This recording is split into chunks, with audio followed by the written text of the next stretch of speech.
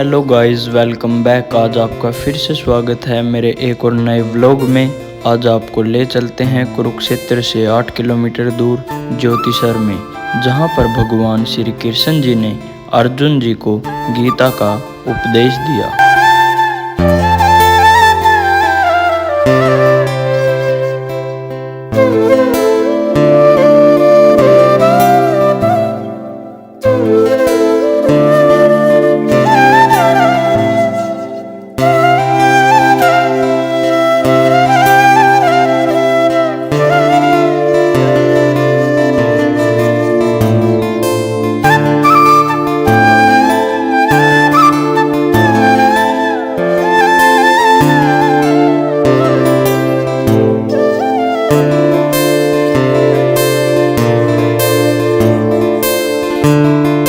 दोस्तों, इस स्थान की मान्यता रही है कि जिस समय कौरव और पांडव महाभारत से एक दिन पहले आमने सामने खड़े थे, तो अर्जुन जी ने भगवान श्री कृष्ण जी को कहा कि इस रथ को रणभूमि में बीचों बीच खड़ा करें, क्योंकि उन्हें देखना है कि इस रणभूमि में अर्जुन जी को लड़ना किस किस से है।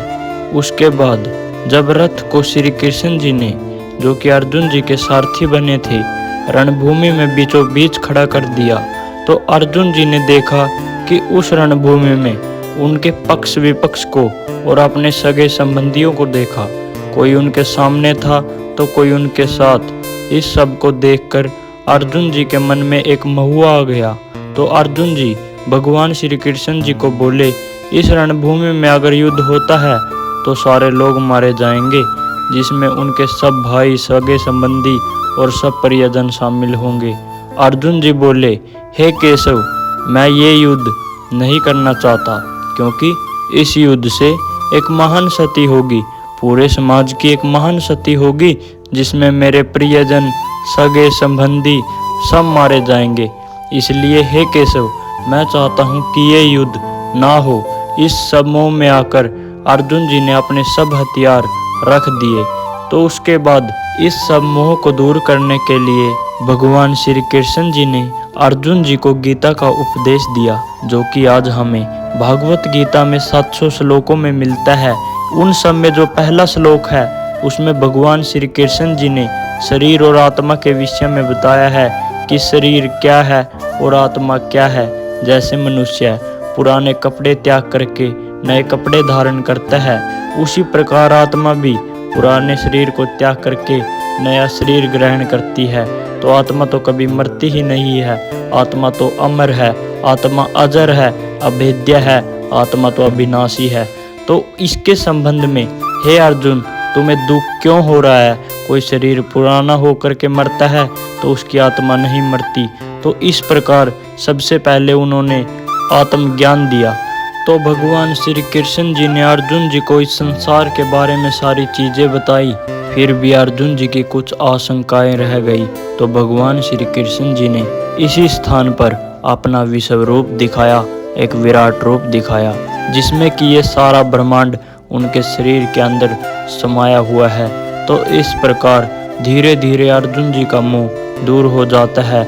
नष्टो मोह स्मृति लब्धा तवत प्रसादानम्य अच्युत स्थितो समीगत संदेह कृष्य वचनम तव। अर्थात हे केशव, आपकी कृपा से मेरा मोह नष्ट हो गया है और मुझे स्मृति प्राप्त हो गई है। मैं संदेह रहित होकर स्थित हूँ। अब मैं आपकी आज्ञा का पालन करूँगा। तो अर्जुन जी तैयार हो जाते हैं और महाभारत का युद्ध शुरू हो जाता है। और बताया जाता है कि 48 कोस 48 कोस कुरुक्षेत्र की भूमि जहाँ पर महाभारत हुई, उसकी सीमा 5 जिलों कुरुक्षेत्र, करनाल, पानीपत, कैथल और जींद, इन 5 जिलों में फैली हुई है। यह एक बहुत बड़ी भूमि है। अगर आप महाभारत स्थित क्षेत्र इन 5 जिलों का एक चक्कर लगाते हैं तो लगभग 400 किलोमीटर का एक घेरा है, जिसमें कुरुक्षेत्र का युद्ध लड़ा गया था। दोस्तों, जहां हम अभी खड़े हैं, यह इस युद्ध भूमि का उत्तर पूर्वी हिस्सा है, यानी कि ऊपरी हिस्सा। अगर हम इसके नीचे की तरफ जाएंगे तो कैथल, करनाल, पानीपत, जींद, यह सब आएंगे, जो कि इस रण क्षेत्र का ही हिस्सा था। और महाभारत में यह भी वर्णन आता है कि इस रण क्षेत्र की रक्षा 4 यक्ष करते थे, जो कि तरंतुक यक्ष, अरंतुक यक्ष, रामहृद यक्ष तथा मचक्रुक यक्ष, जिसमें पहला है तरंतुक यक्ष। तरंतुक यक्ष को समर्पित यह तीर्थ कुरुक्षेत्र के बीड़ पीपली नामक स्थान पर सरस्वती के किनारे स्थित है। महाभारत के अनुसार कुरुक्षेत्र की पावन भूमि सरस्वती एवं दृषदती के मध्य स्थित है।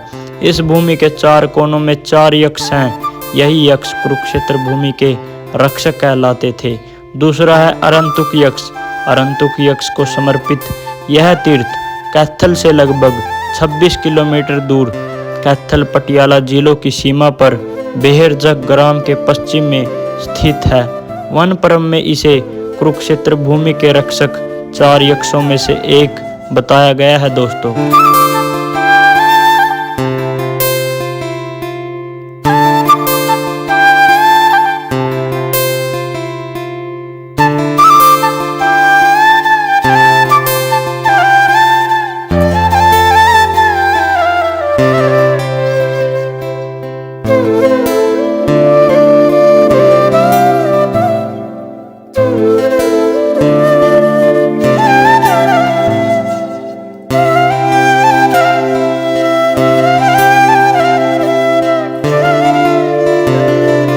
और बताया जाता है कि इस स्थान को खुद शंकराचार्य जी ने चिन्हित किया था जब शंकराचार्य जी हिमालय पर जा रहे थे।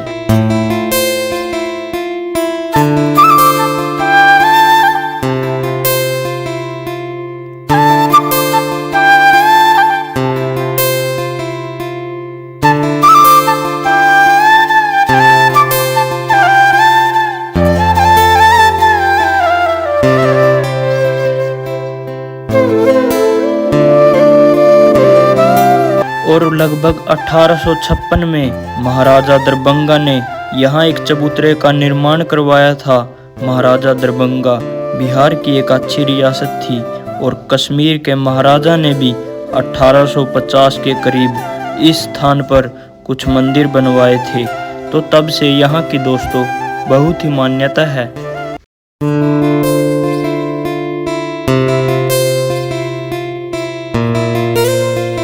यहाँ पर श्री वेदव्यास जी की प्रतिमा रखी हुई है दोस्तों।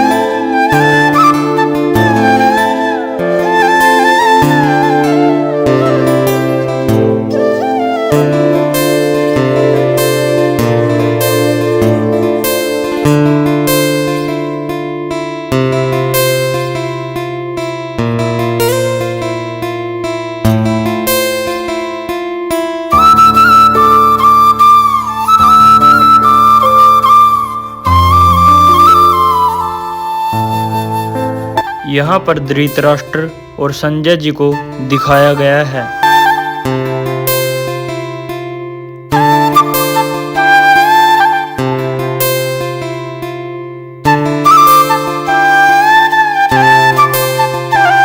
यहाँ दुर्योधन और गुरु द्रोणाचार्य जी की बहुत सुंदर प्रतिमा विराजमान है।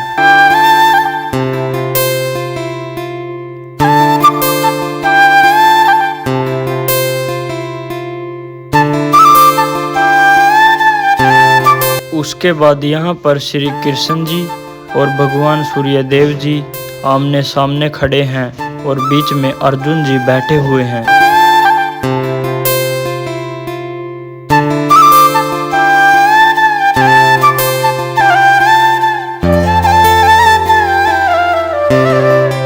यहाँ भगवान श्री कृष्ण जी का विश्व रूप, एक विराट स्वरूप दिखाया गया है दोस्तों।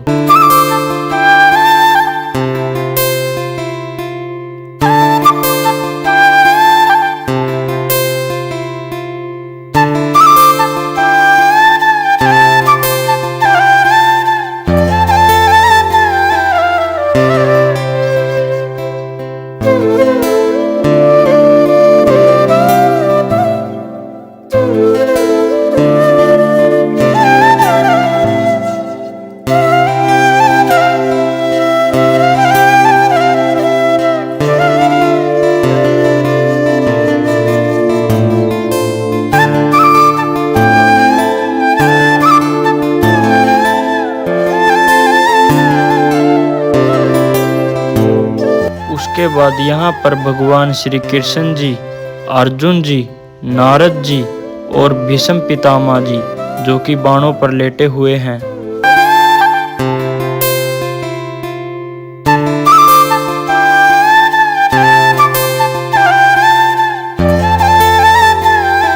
यहाँ पर भगवान श्री कृष्ण जी और अर्जुन जी आमने सामने खड़े हुए हैं और दोनों के मध्य पवन पुत्र हनुमान जी, राम भगत हनुमान जी की बहुत सुंदर प्रतिमा विराजमान है।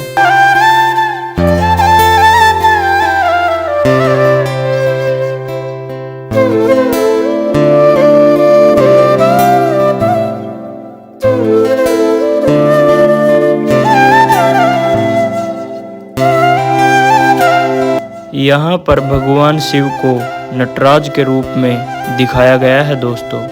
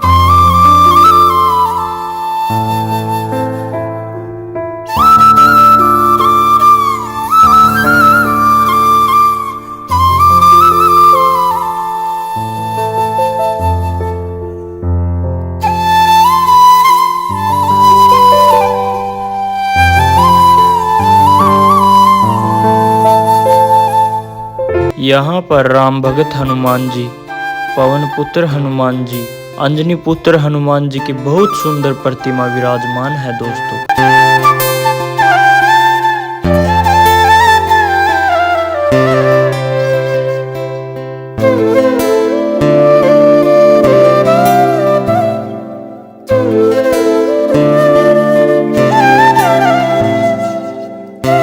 यहाँ पर हनुमान जी बाल ब्रह्मचारी के रूप में, जिन्हें हम सिंदूरी हनुमान जी भी कह देते हैं।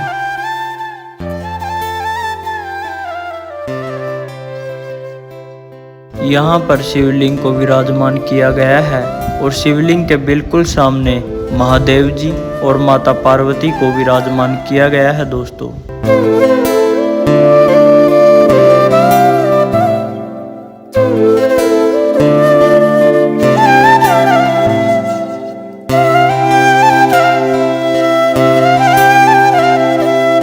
तो चलिए आज के लिए इतना ही, करते हैं आज के व्लॉग को यहीं पर समाप्त। मिलते हैं नेक्स्ट व्लॉग में। आप सभी का धन्यवाद।